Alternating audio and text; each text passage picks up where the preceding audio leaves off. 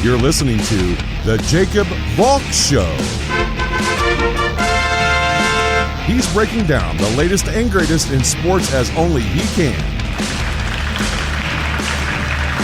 Follow him on Twitter at RealJacobValk. Here he is, Jacob Valk. Hello,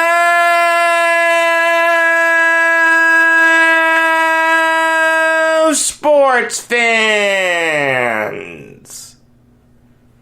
Welcome to another edition of the Jacob Valk Show. I am Jacob Valk, and I was getting ready to publish yesterday's show. I'm like 10 minutes away from it.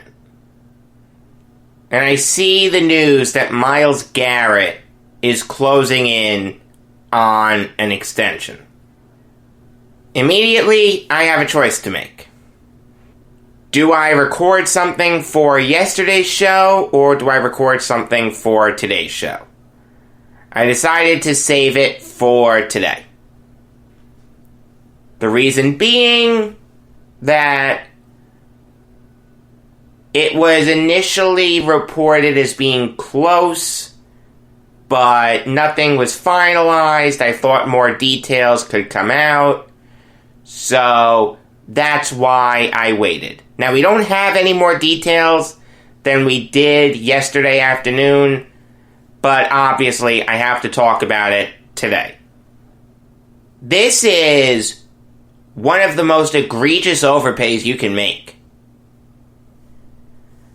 I like Myles Garrett as a player. We all know his issues. Alright, the guy needs to get his head screwed on straight. We all remember what he did to Mason Rudolph. He has a tendency to get a little wild, and he takes plays off. But there's no denying the type of player he is. There are certain players that you just tolerate that from because they're so talented. Garrett is at that level. Last year, according to Pro Football Focus, he had an 86.5 overall grade. He's never had a Pro Football Focus grade worse than 80. We all know the talent he is.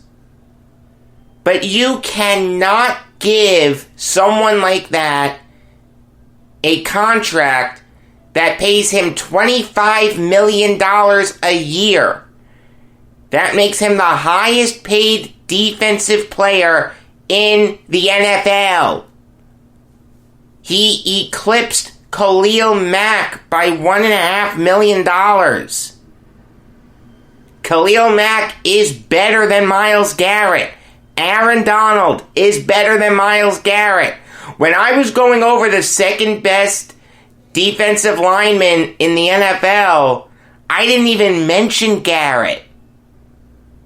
Now, if I'm limiting it to just on-the-field play, yeah, Garrett has a case. But you have to take the extracurricular stuff into consideration here. He has an injury history. He has a big history of being fined. Again, Mason Rudolph. And again, the fact that he takes plays off. Now, I can forgive the taking plays off. You play for the Cleveland Browns, you're going to take plays off. I mean, you just are. There's only so much that you can take when it comes to losing. Yeah, you're not going to give 100% on every play. I understand that. I can forgive that. The Mason Rudolph thing, while it was a reprehensible act, if that was the only black mark on Garrett's legacy, I can forgive that. At the end of the day, Rudolph was okay afterwards. Could Garrett have seriously hurt Rudolph? Yes. but he didn't. Thank God. But this guy has so many red flags. Again, go back to all his fines. Go back to his injury history in his rookie year. This guy has only played 16 games 1 year, 2018. And now you're paying him like he's the best defensive player in the NFL. He's not even close. There are so many players who I would take over Myles Garrett if I was starting a team tomorrow, and I couldn't start with an offensive player. Khalil Mack, Aaron Donald, Von Miller, DeMarcus Lawrence, Fletcher Cox, Byron Jones, Chris Jones, Bobby Wagner, DeForest Buckner. All these guys are better building blocks than Myles Garrett. You're giving this guy $25 million a year. If that was the market for defensive wunderkinds, I could understand that. But it's not. You just reset the market. Yannick Ngakoue has to be doing backflips right now because he's going to get $25 million. Jamal Adams has to be doing backflips right now because now he's going to get $20 million. Now everyone who comes even close to Garrett in terms of on-the-field impact is getting $20 to $25 million a year. Congratulations, Browns. You just destroyed NFL free agency. I understand why the Browns wanted to keep him around, and they're right to have signed him to an extension. Myles Garrett is a building block for the Browns. He's their best defensive player. They have an offense that, on paper, should be able to win a bunch of games. The defense is a question mark, but Garrett is the best player on that defense. And you could put him on a Super Bowl winning team, and you know what? He'd shine. I get that. But $25 million a year, that is ridiculous. When you look at total value for defensive contracts, he's third behind Mack and Donald. Garrett's getting a $50 million signing bonus. That's the same as Aaron Donald. Now, Trey Flowers got that also. And look, Flowers got a big contract from the Lions because Matt Patricia was there with the Patriots, with Flowers. Flowers was a really underrated player with the Patriots. I wanted him on the Jets. The Lions gave him a big contract because he hit free agency at the right time. Was that an overpay for Flowers? A little bit, but they had to do it. It was forgivable. This is not forgivable for the Browns. The guaranteed money I can forgive. What I can't forgive is the total value and the AAV. Also, I don't understand why the Browns were so eager to lock him up now. Myles Garrett had no leverage. Garrett was suspended right after the Rudolph incident. This guy couldn't demand a big money extension right now. Let him come back and earn it. If he looks like the second coming of Bruce Smith, fine.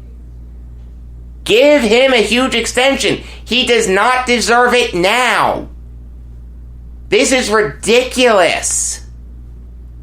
I understand the talent that Garrett is. I understand wanting to keep him around long term. I don't begrudge the Browns for wanting to keep him. But they did not need to sign this contract now. If Garrett had a fantastic year next year and he plays like Aaron Donald, and he plays like he's one of the best defenders in the NFL, fine. Give him this contract. But he didn't deserve it now. You have reset the market for a guy who you didn't need to reset the market for right now. This guy isn't at the Donald level yet. He's not at the Mac level yet.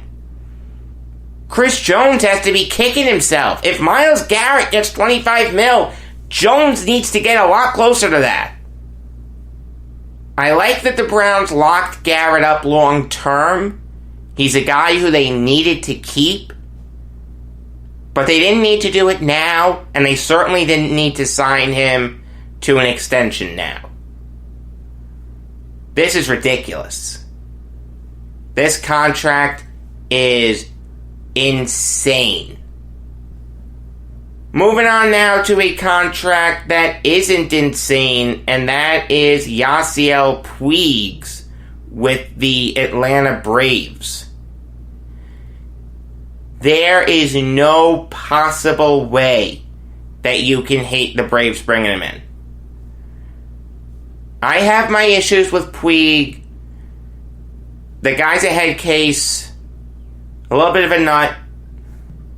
He's been involved in a bunch of bench clearing brawls, and I remember the gesture he made to Indians fans when he hit a home run, and he has been arrested before. The guy's a nut. He wanted a big contract in the offseason. He didn't get it. Good job in not giving it to him. And there are a bunch of people who wouldn't want this guy on their team. But for 60 games, you do it. You take the chance that he's going to be able to keep his head screwed on straight and be a solid contributor to your lineup. This is a guy who's going to hit 260 with 25 homers and about 70 RBIs in a full season. Nothing wrong with wanting to bring a guy like that in. I do question the fit of him in Atlanta. The Braves do have a lot of outfielders with Ozuna, Inciarte, Acuna, Duvall, Pache. Puig is going to struggle to find consistent playing time, but injuries always happen. If you can bring in a guy like this for 60 games, you do it. This is a fantastic move for the Braves. It makes a scary lineup that much scarier. On paper, they have one of the best rosters in all of baseball. I have no idea what's going to happen in a 60-game season. I can't even attempt to predict it. But I will say this, the Braves are going to be a tough out for anyone. Moving on now to Troy Terry getting a 3-year extension from the Ducks for $4.35 million. And I don't mind this extension for the Ducks. I don't love it. Terry looks like he can be a solid third liner. He's really young. He's 22 years old. And he's shown that he can contribute in the NHL. This year, 15 points in 47 games. That's not bad. He's only going to get better. The talent is there. I'm not crazy about the Ducks giving him 3 years right now. That's a pretty big commitment for a guy who's only played 81 games in the NHL. The AAV is fair. It's just under $1.5 million a year. This isn't a contract that's going to make or break the Ducks by any stretch. but 3 years is a little too hefty for me. I'd have liked him to have proved himself a little bit more. I don't hate this contract for the Ducks. I know why they did it. I think Terry's going to be a solid third liner for them for a while. I just wouldn't have given him a big boy contract right now. Moving on now to the Red Sox, bringing in Zach Godley. And I'm not going to spend too much time on this. This isn't an earth-shattering move by any stretch. But I like the move. It makes sense. Godley has been successful in this league before. In 2017, he went 8-9, which isn't good, but he had a 3.37 ERA with 165 strikeouts. It does seem like the league has caught up with him a little bit. He flamed out after that. He went to the Blue Jays last year for 6 games and pitched well. But how much can you count on him if you're Boston, realistically?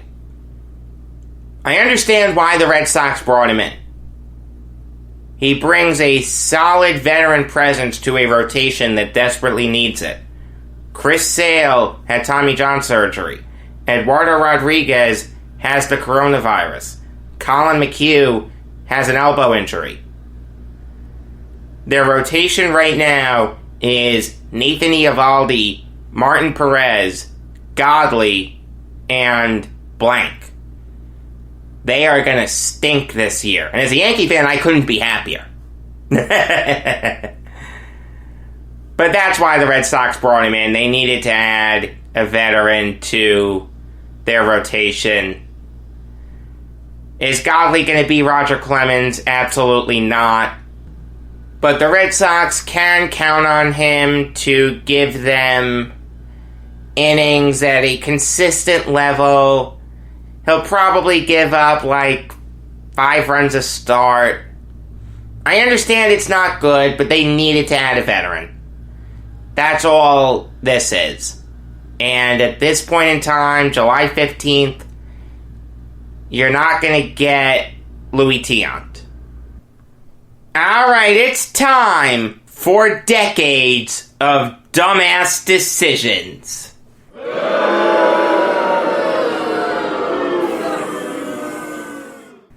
We're on the 6 versus 11 matchups, and the 6 seed for the Yankees is one of the stupidest decisions that anyone has ever made ever.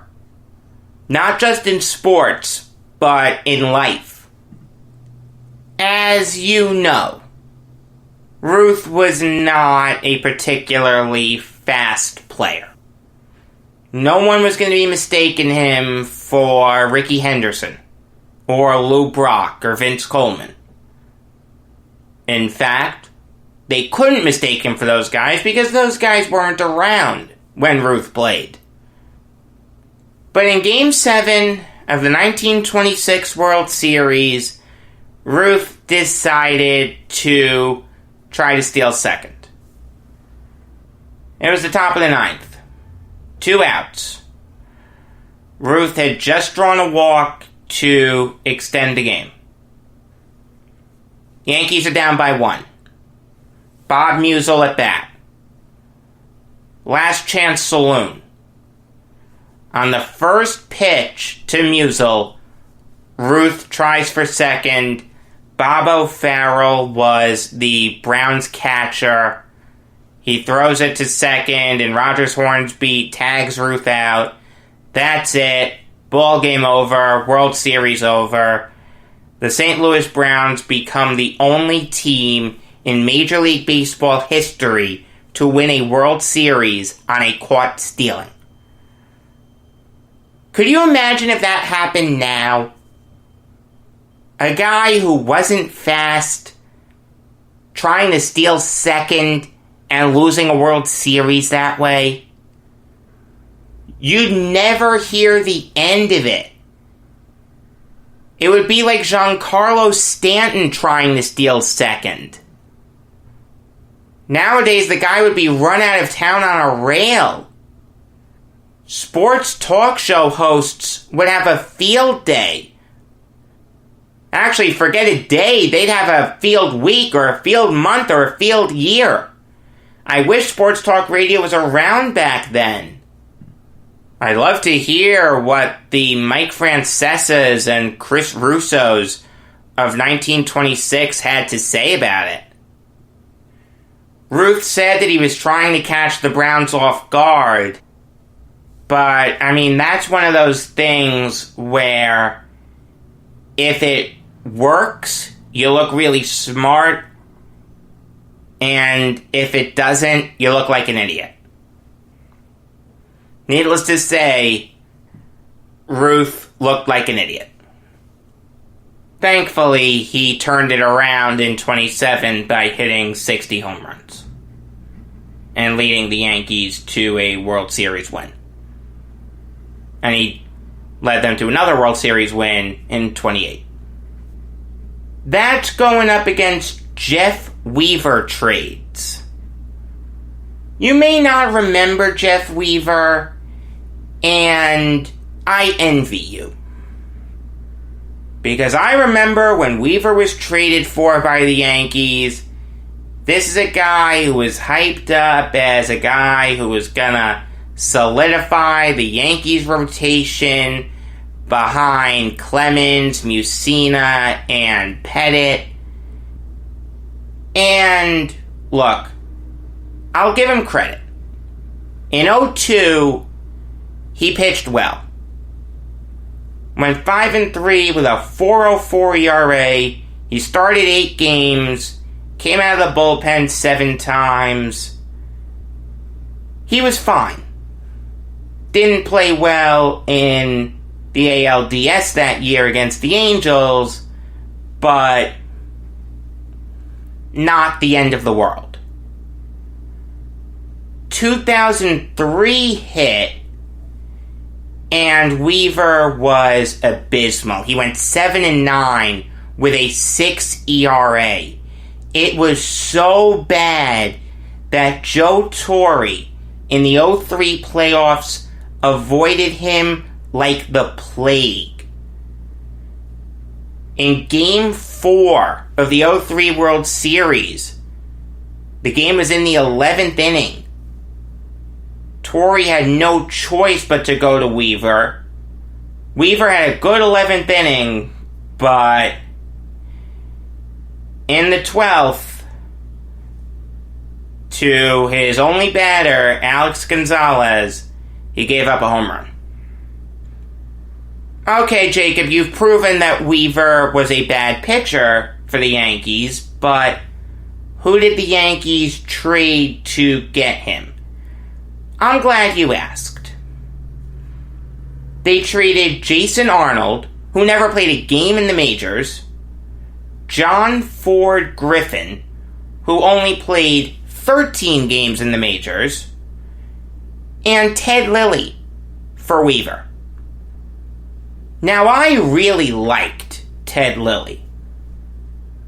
This is a guy who struggled to find his footing in the majors, but in 2002, he turned it around. Up to that point, Lilly was 5-7 with a 5.73 ERA. No one could have expected what he did in 2002. He was 3-6, which is bad, but he had a 3.4 ERA. I mean, I remember saying this to my father. I was 5 years old. I remember saying this to my dad. Why did the Yankees trade Lilly? He's not worse than Jeff Weaver. I probably didn't say it as eloquently as this, but my point was, if the Yankees wanted to solidify the back end of their rotation, just stick with Lilly. Don't trade for Weaver. I mean, Weaver was a solid pitcher for the Tigers in 2002 and the year before that, but I just didn't understand why the Yankees traded Lilly. I didn't understand why they gave up on him. I thought Lilly was the better pitcher back then, and you know what? I was right. He went on to make 2 All-Star games. Was never a great pitcher, but he was always a good pitcher. Solid innings eater. Solid 3rd or 4th starter. Would give you 200 quality innings. Weaver only lasted 1.5 seasons with the Yankees, and then he was traded to the Dodgers.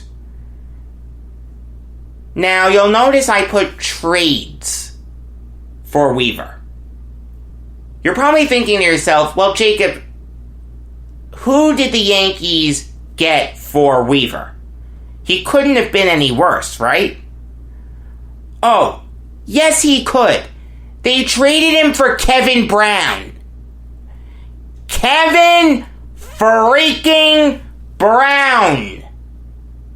Look, there was a time when Brown was one of the best pitchers in all of Major League Baseball. 6-time All-Star, 2 ERA titles, got one of the biggest contracts in free agent history up to the time he got it with the Dodgers. I mean, for 4 straight years, 99 to 2002, he led the National League in salary.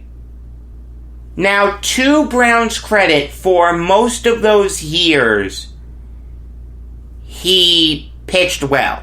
2002, he got hurt. He wasn't good. But he came back in 2003, made his last All-Star game. The Yankees traded for him in 2004 after losing Clemens and Pettit to the Astros.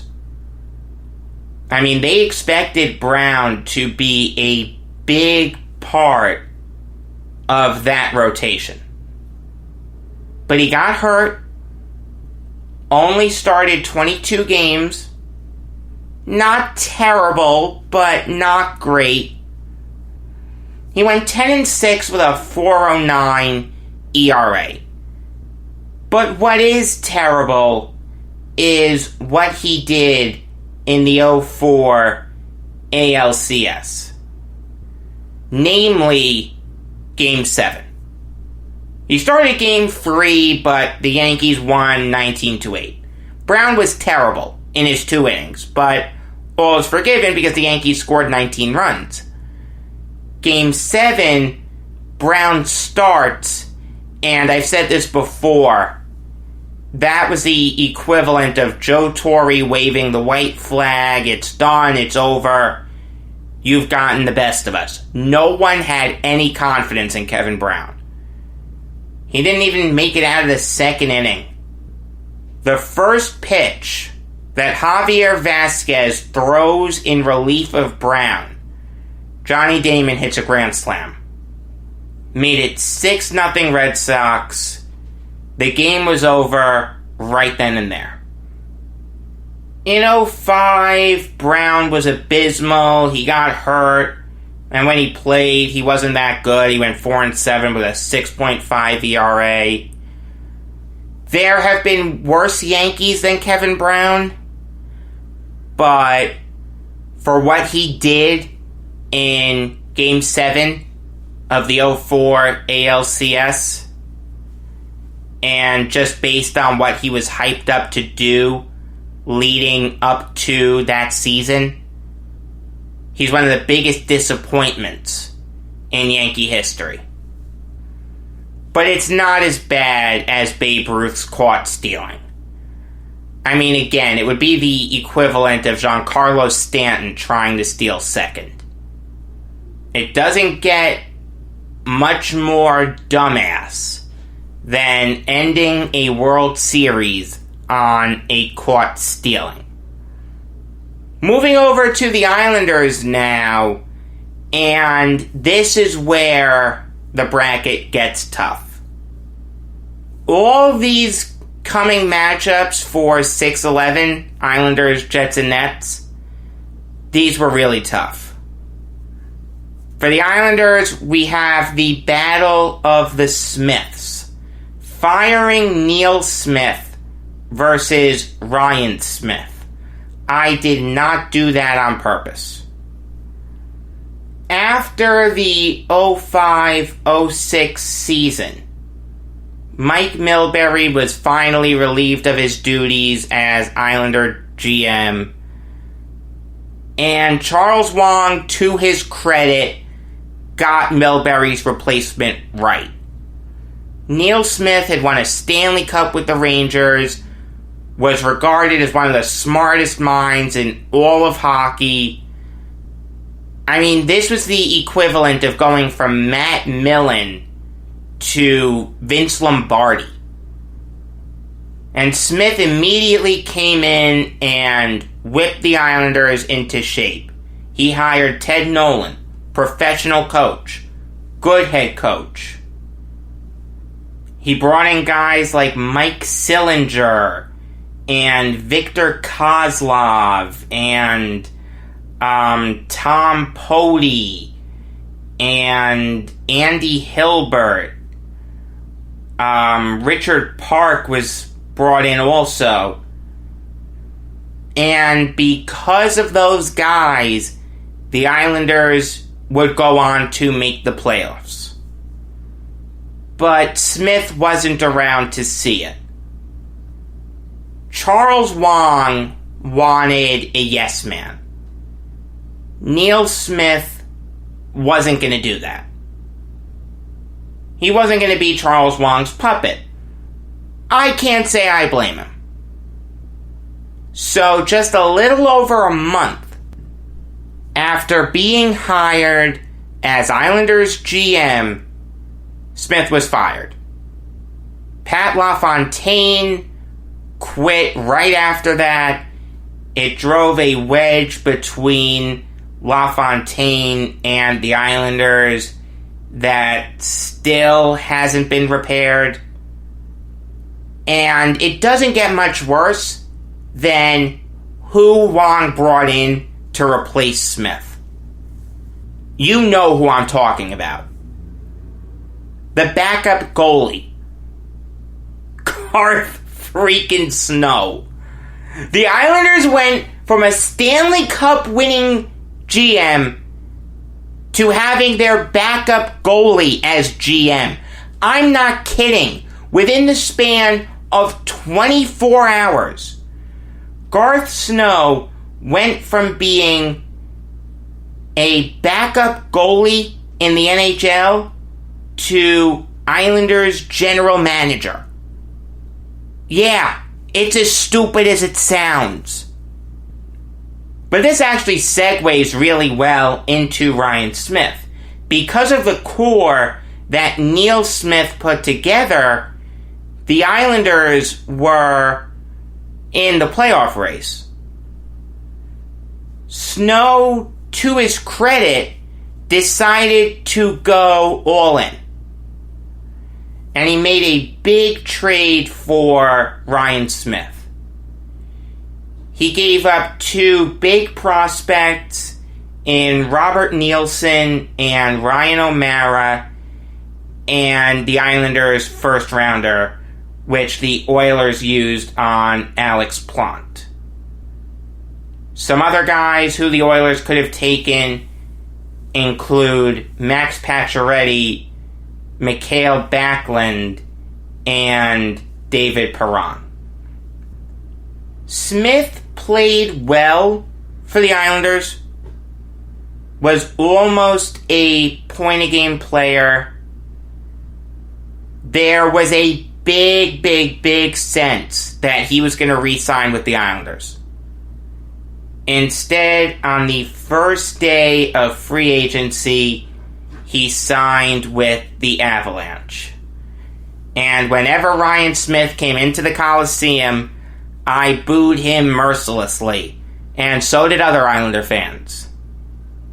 I still haven't forgiven Smith for leaving. If Ryan Smith didn't leave, it's a fair bet to say that the Islanders don't go on that youth movement. They make the playoffs a little bit more, and Islander history is different. But as bad as it was to see Ryan Smith spurn the Islanders for the Avalanche, it doesn't even come close to firing Neil Smith.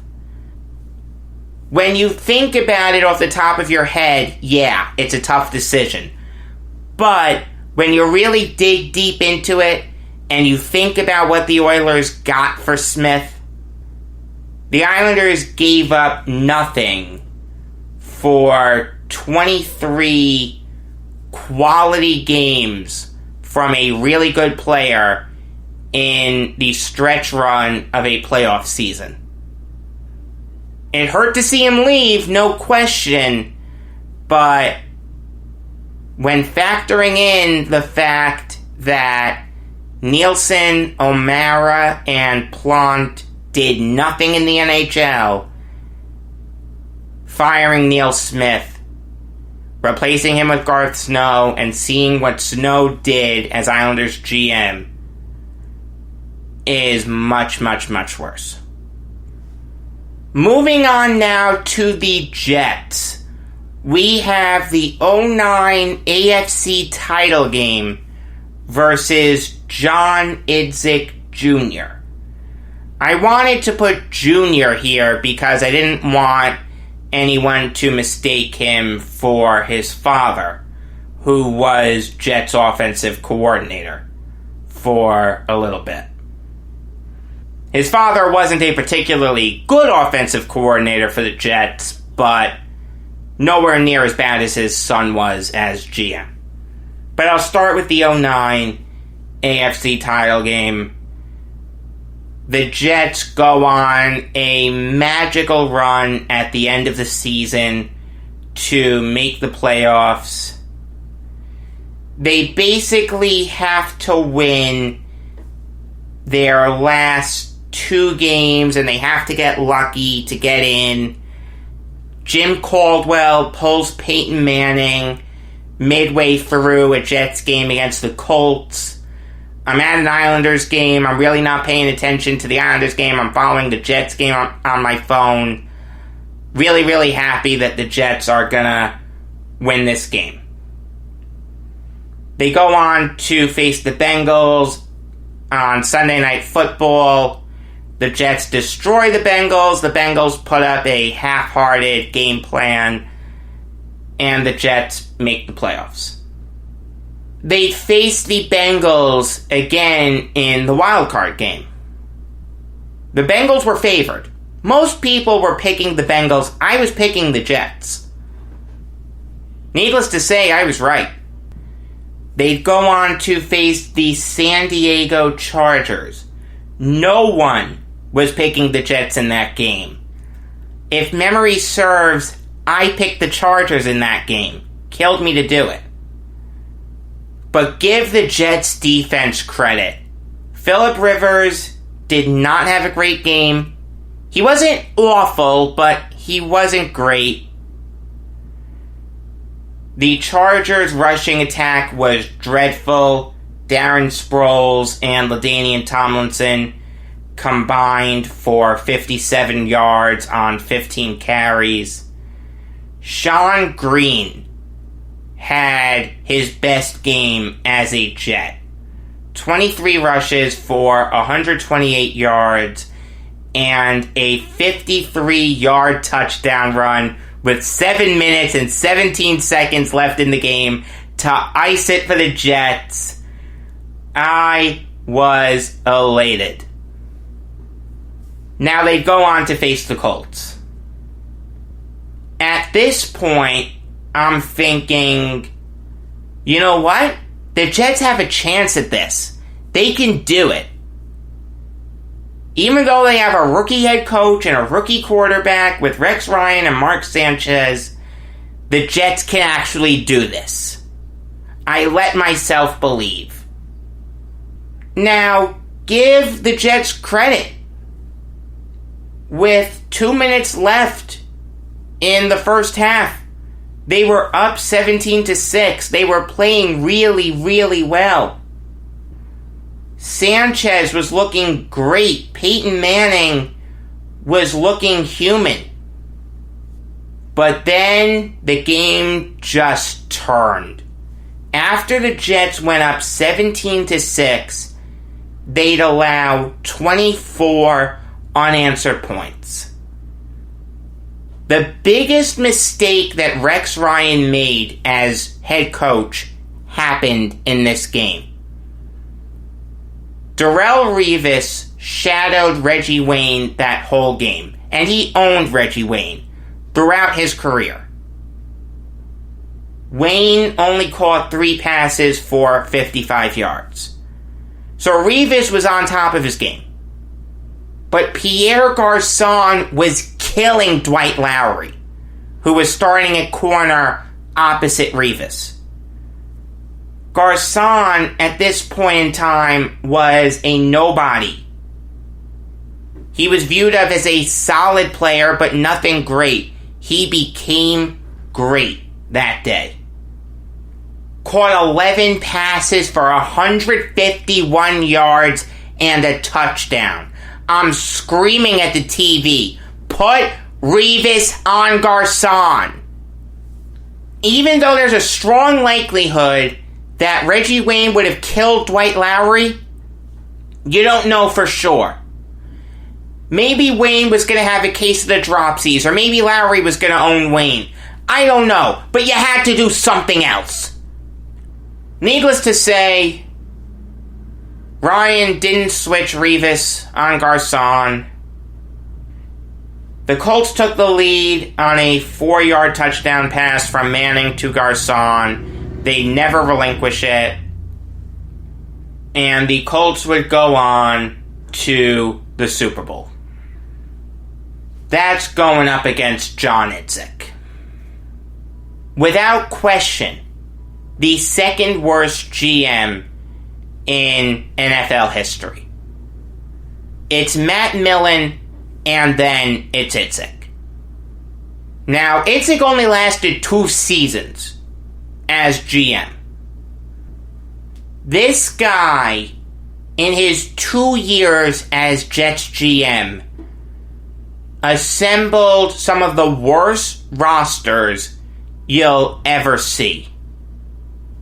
He did nothing in free agency. All he did was let players go. Guys like Bart Scott and Sione Puha were cut by Idzik. And Idzik did nothing in free agency. His best move was adding Willie Colon his first year. In the lead up to his first draft, 2013, Idzik traded Darrelle Revis for the 13th overall pick. Revis became a Buccaneer, and Sheldon Richardson became a Jet. Now that was justifiable in the sense that the Jets were in cap hell under Mike Tannenbaum. It was acceptable to use this year as a reevaluation year, go with some young players and see what you have.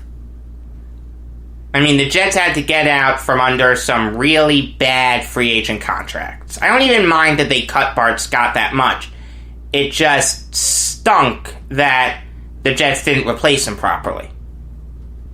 Antoine Barnes isn't going to be mistaken for Scott anytime soon. The 2013 NFL Draft is really important in evaluating Idzik.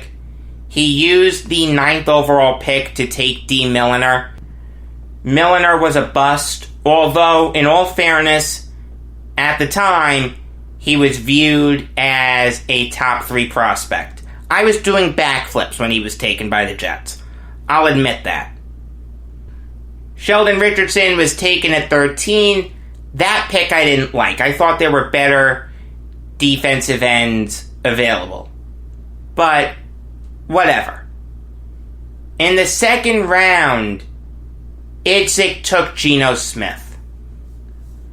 Now, at that time, I wanted to go to WVU, so I saw a lot of Geno. I did not see an NFL quarterback in him. There were people who had him as a first rounder. I didn't. I didn't want the Jets to touch him. I knew he was going to bust. I didn't even want him in the second round. No one was more upset than me when Geno Smith was drafted by the Jets. I threw my remote clear across my house. I was furious. I knew he was going to bust. But I'll give Geno credit.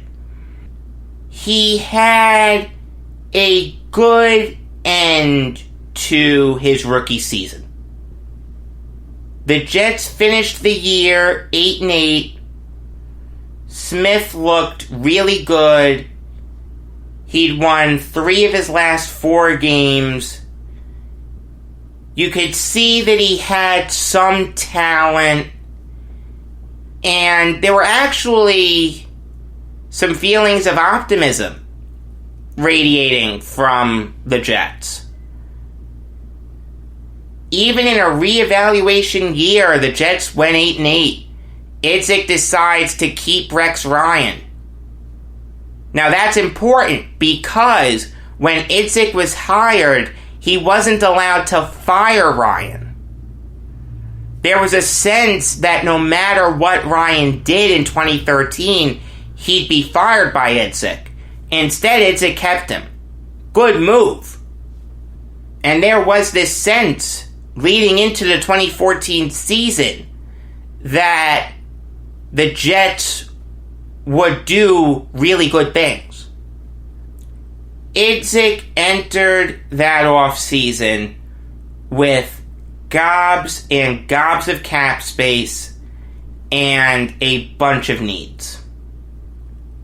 None of those needs were more pressing than cornerback. Antonio Cromartie did not play well in 2013. He just wasn't a number 1 corner. The Jets were paying him as one. He did really bad, and he was cut. Good decision. But you have to replace him. Countless cornerbacks sign with other teams.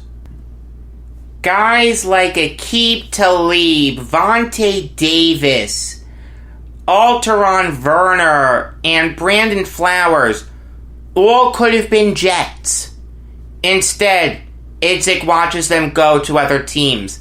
Dominique Rodgers-Cromartie took a tour of MetLife Stadium with the Jets. He signed with the Giants. Darrelle Revis falls into his lap. Just 1 year after trading him, Idzik can bring Revis back. And Idzik watches him sign with the Patriots.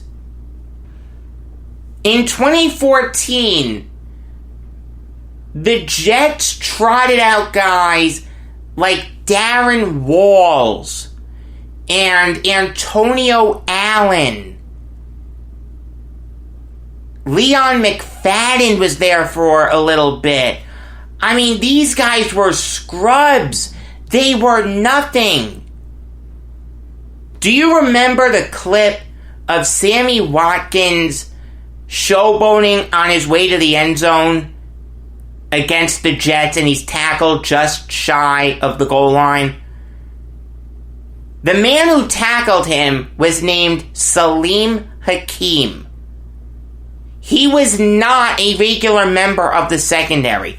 The secondary was so depleted that Ryan was forced to put a wide receiver back in the secondary. This guy sabotaged Rex Ryan at every turn. His drafting in 2014 will go down as one of the worst drafts in NFL history. He had 12 draft picks. Firstly, don't use all 12. Trade up or trade them for NFL talent. And if you're gonna use them wisely. Let's go through the Idzik 12. Calvin Pryor, bust. Jace Amaro, bust. Dexter McDougal, bust. Jalen Saunders, worst punt returner in NFL history. Shaq Evans, bust. Dakota Dozier, carved out a good career as a backup offensive lineman. So, we're 6 picks in, and Idzik hit on 1 as a backup. Okay, fine. In the 5th round, Jeremiah George, bust. Brandon Dixon, bust. Quincy Enunwa, worked out in the 6th round. Great pick. Were 2 good picks. IKN Impali, best known for punching Geno Smith. You know what? I'm going to count it. I'm going to count that as a good pick because I hated Geno Smith. I'm not kidding. I'm counting that as 3 good picks. Taj Boyd, bust. Trevor Riley was actually a good special teamer for a little bit. So out of the Idzik 12, 8 of them were busts. You have 1 career backup in Dozier. 1 really good player in Enunwa. It's a shame that he got hurt. It really, really is. Enunwa worked out. No way around it. IKN Impali, whose biggest claim to fame is that he punched the quarterback in the face. I'm not kidding. That was his best moment in the NFL. I mean, I'm driving around Long Island doing a bunch of errands. I have FAN on, and I hear this Jets news, and it's like, you've got to be kidding me. This is something that just doesn't happen. And Trevor Riley was a special teamer. That's all he was. The 2014 Jets were probably the worst football team I've ever seen from a pure talent perspective. They were trotting out guys who just had no business being in the NFL. They limped to a 4-12 record. Jets fans revolted. They raised a lot of money to put up Fire John Idzik billboards, and they made rally towels, and they flew planes over. I mean, it doesn't get much worse than that. Thankfully, Idzik was fired after his 2nd season. You have no idea how tough this is. All in all, the 09 Jets gave me a really good ride. They were never supposed to be there in the first place. Yeah, they could have won that game. They were up 17-6 at one point. But, you know, they lost a game that they were picked to lose by a lot of people. And they weren't even supposed to be there. They weren't supposed to make the playoffs. They weren't supposed to beat the Chargers. That's not as bad as the tenure of John Idzik. Moving on now to the Nets, we have Drazen Petrovic's death versus Melo and Superman. Petrovic, with the Nets, was one of the best players in the NBA. When he first got to the Nets, he looked good, but he didn't look great. In his 2 full seasons with the Nets, he put up 20 points a game. Shot 44% from 3. 50% from the field. I mean, he was fantastic. Made an All-NBA team. The Nets were set up really well for the future with him, Derek Coleman, Kenny Anderson, and Chris Morris. They had lost a tough series to the Cavaliers in '93, but there was a sense that the Nets were headed in the right direction. Instead, what ended up happening was absolutely tragic. Petrovic died in a car crash in the summer of '93. And the Nets immediately were left without their best player. This is a guy who the Nets got in a highway robbery from the Trailblazers. I mean, go back and look at the trade. You gotta wonder what the Blazers were smoking. In a weird way, it came full circle as we were robbed of seeing how great Petrovic could have become. Needless to say, the Nets couldn't recover from it. They made the playoffs the year after, but they lost to the Knicks. Kevin Edwards was a solid player, but he just couldn't replace Petrovic. And the Nets went through a lengthy stretch in the 90s where they were a really bad team. You can trace it all back to Petrovic. That's going up against Melo and Superman. After the disaster of 2010, the Nets entered the 10-11 season with some grand designs. They were moving to Brooklyn in a couple years, and they knew they needed a star. Carmelo Anthony was miserable in Denver. He wanted out. He wanted to play for a winning team in a big market. He didn't even want the team to be successful. He wanted to make that team successful. In September of 2010, the Nets were close to landing Melo in a 4-team trade. It fell through because 4-team trades are incredibly complicated. But the Nets kept pursuing Melo all throughout the year. That was all you ever heard. No one cared about the games. We just cared about Melo. And it got really close. Like, painfully close.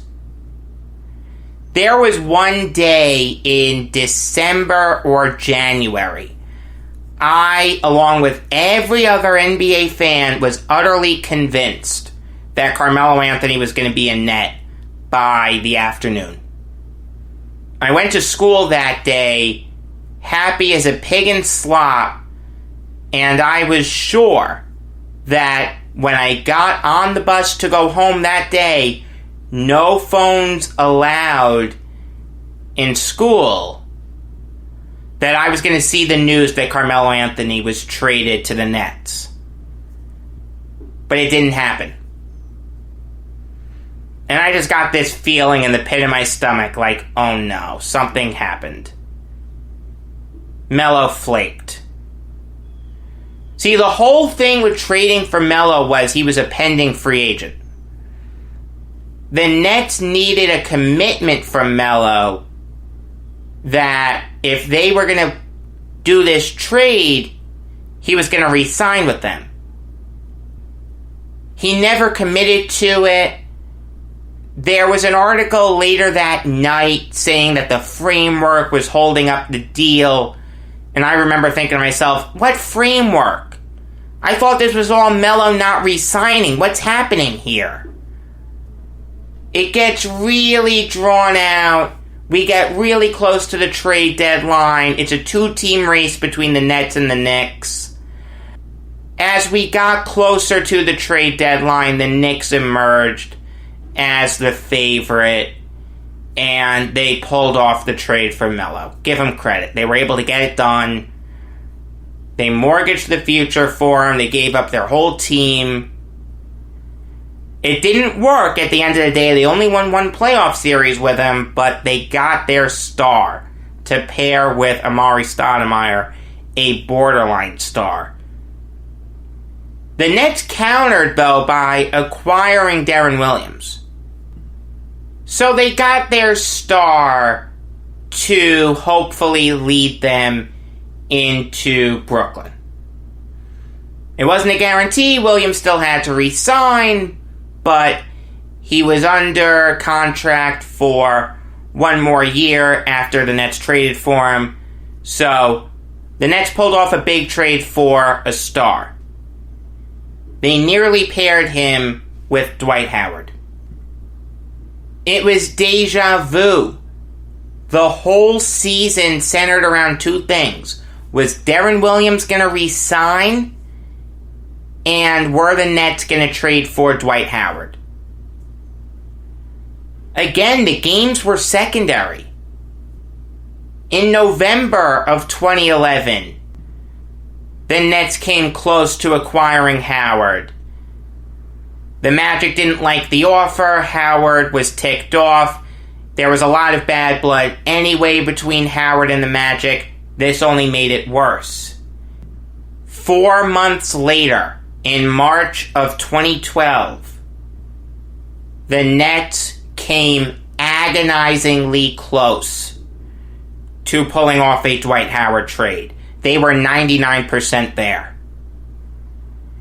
It was going to be Brook Lopez, Marshawn Brooks, Mehmet Okur, and 2 or 3 first-rounders for Howard.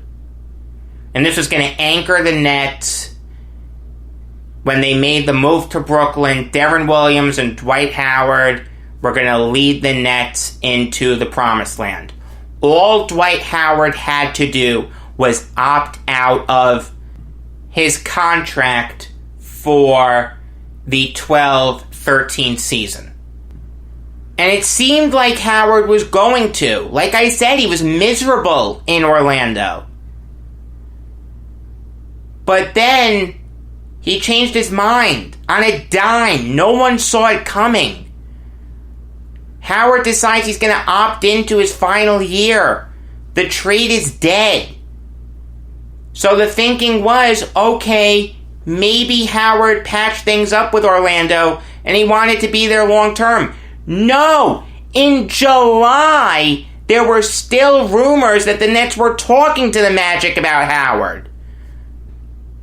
The Nets made a big offer. The Magic didn't like it. They had Howard for the coming season, so there was no urgency to trade him if they didn't like the offer. A month after that, Howard is traded to the Lakers. If you go back and look at what the Nets offered the final time, it was Brook Lopez, Chris Humphries, Marshawn Brooks, and 3 unprotected firsts. And you compare that to what the Magic ended up getting for Howard in that crazy 14 deal. You gotta wonder how Rob Hennigan decided to go with the Lakers' offer. But Dwight Howard would never play a game with the Nets. Neither would Carmelo Anthony. As infuriating and sad and any other emotion you want to say those sagas were, it didn't set the Nets back a lot. When they lost out on Melo, they traded for Deron Williams. When they lost out on Howard, they traded for Gerald Wallace and Joe Johnson. Now, obviously, the Nets ended up trading the pick that would become Damian Lillard for Gerald Wallace, but Wallace played his role well with the Nets. I did like watching him with the Nets. Does it hurt that Damian Lillard could have been a Net? Yeah, but they had Deron Williams at the time. Not abysmal. And Joe Johnson worked out for the Nets. I don't care what anyone says. The Nets gave up scrubs to get Joe Johnson. Johnson was great for the Nets. Since Petrovic's death set the Nets back further, I'm going to say that Petrovic's death is worse, but there was a sizable part of me that wanted to put Melo and Superman above Petrovic. This was really, really close. You know, it's kind of funny. I didn't like that I wasn't able to talk about Garrett yesterday and that I didn't do Decades of Dumbass Decisions. But I kind of like how it shook out. All's well that ends well. I had a feeling that it was going to work out. It was just at the time I was kind of upset about it. But I really like this because now I can finish the first round of Decades of Dumbass Decisions this week. Tomorrow, 7 through 10. Friday, 8 through 9. And then Monday starts the second round, which is going to be a lot shorter because I'm just going to go through cursory explanations again. I'm not going to go as in-depth. So like I said, all's well that ends well. Until tomorrow, I am Jacob Valk saying that during the reign of Carl Hubble, first base itself was a marathon route.